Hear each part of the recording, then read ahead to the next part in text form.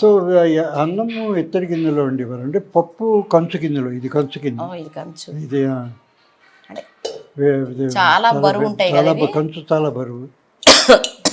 కంచులో ఎందుకు వండేవాళ్ళు అంటే కిలమెక్కకుండా అంటే కంచులో అంటే అది చెప్తా.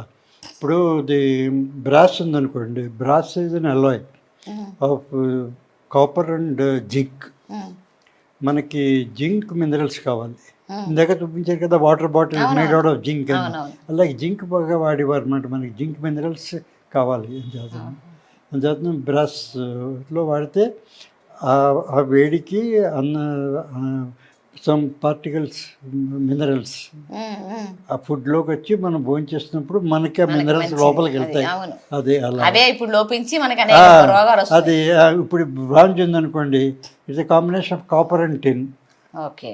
సో మనకి టిన్ మినరల్స్ కావాలి, కాపర్ కావాలి, అందులో అది వస్తాయి. ఐరన్ మనకు వండుకు పకోడీలు అవి చేసుకున్నాం అనుకోండి, ఐరన్ మినరల్స్ అన్నీ మనకి వస్తాయి. అది అలాగా రాచెప్పలో వండుకునేవి కదా, రాయి ఈజ్ మల్టీ మినరల్స్ ఉంది. సో ఆ మల్టీ మినరల్స్ అన్నీ వస్తాయి.